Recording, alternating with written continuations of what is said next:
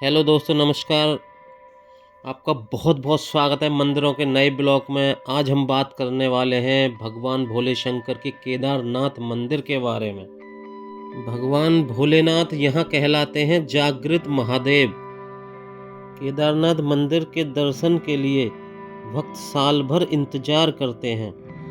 केदारनाथ की चढ़ाई को बेहद ही मुश्किल माना जाता है, लेकिन ऐसा कहा जाता है कि भोले बाबा जिसे दर्शन देने की ठान लेते हैं उसे दर्शन देकर ही रहते हैं। इसी बात से जुड़ी है भगवान शिव के एक भक्त की कहानी, जिसके बाद केदारनाथ को जागृत महाराज कहा जाने लगा।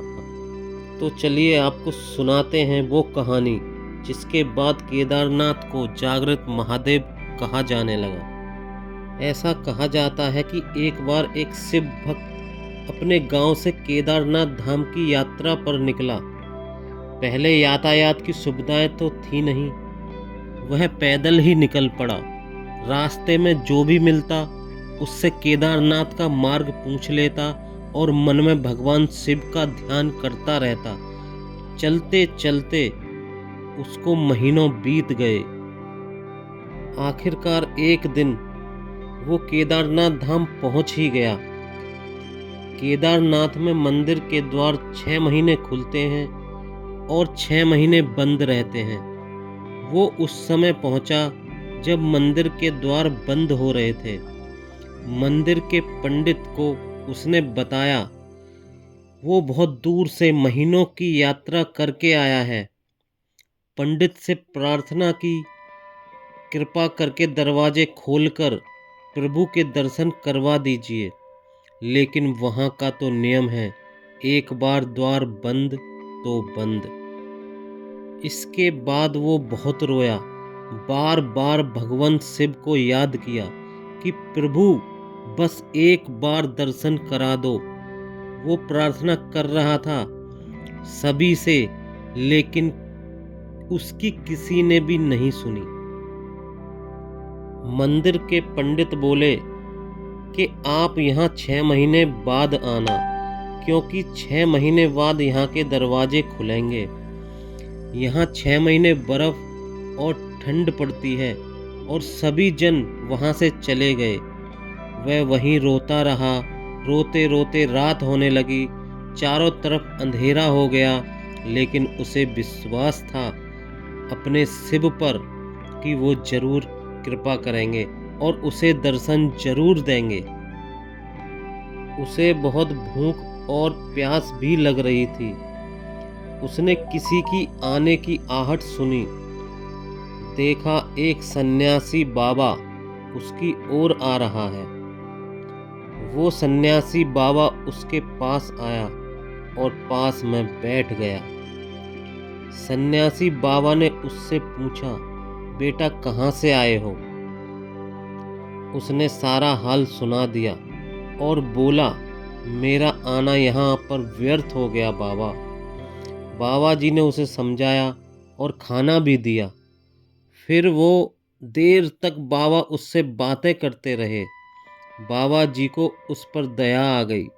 वो बोले, बेटा मुझे लगता है सुबह मंदिर जरूर खुलेगा, तुम दर्शन जरूर करोगे। बातों बातों में इस भक्त को ना जाने कब नींद आ गई। सूर्य के मध्यम प्रकाश के साथ भक्त की आंख खुली। उसने इधर उधर बाबा को देखा, किंतु वो कहीं नहीं थे। इससे पहले कि वो कुछ समझ पाता, उसने देखा पंडित आ रहे हैं अपनी पूरी मंडली के साथ। उसने पंडित को प्रणाम किया और बोला, कल आपने तो कहा था मंदिर 6 महीने बाद खुलेगा, इस बीच कोई नहीं आएगा यहाँ, लेकिन आप तो सुबह ही आ गए। पंडित जी ने उसे गौर से देखा, पहचानने की कोशिश की और पूछा, तुम वही हो जो मंदिर के द्वार बंद होने पर आए थे, जो मुझे मिले थे? 6 महीने होते ही वापस आ गए? उस आदमी ने आश्चर्य से कहा, मैं कहीं नहीं गया। कल ही तो आप मिले थे रात में, यहीं सो गया था, मैं कहीं नहीं गया। पंडित के आश्चर्य का ठिकाना नहीं था। उसने कहा, लेकिन मैं तो 6 महीने पहले मंदिर बंद करके गया था और आज 6 महीने बाद आया हूं। तुम 6 महीने तक यहाँ पर जिंदा कैसे रह सकते हो? पंडित और सारी मंडली हैरान थी। इतनी सर्दी में एक अकेला व्यक्ति कैसे 6 महीने तक जिंदा रह सकता है? तब उस भक्त ने उनको सन्यासी बाबा के मिलने और साथ में की गई सारी बातें बता दी कि एक सन्यासी आया था, लंबा था, बड़ी बड़ी जटाएं, एक हाथ में त्रिशूल और एक हाथ में डमरू लिए, मृगशाला पहने हुआ था। पंडित और सब लोग उसके चरणों में गिर गए। बोले, हमने तो जिंदगी लगा दी किंतु प्रभु के दर्शन ना पा सके। सच्चे भक्त तो तुम हो। तुमने तो साक्षात भगवान शिव के दर्शन किए हैं। उन्होंने ही अपनी योग माया से तुम्हारे 6 महीने को एक रात में परिवर्तित कर दिया, कालखंड को छोटा कर दिया। यह सब तुम्हारे पवित्र मन और तुम्हारे विश्वास के कारण ही हुआ है। दोस्तों, इस कहानी की वजह से केदारनाथ को जागृत महाराज बुलाया जाता है।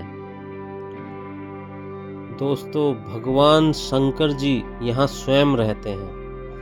आपको याद है कि प्रलय के टाइम पर जब इतनी भयंकर बाढ़ आ रही थी, तब एक शिला ने मंदिर को सुरक्षित रखा। दोस्तों, वो कौन सी शिला थी जिसे आज हम भीम शिला के नाम से जानते हैं?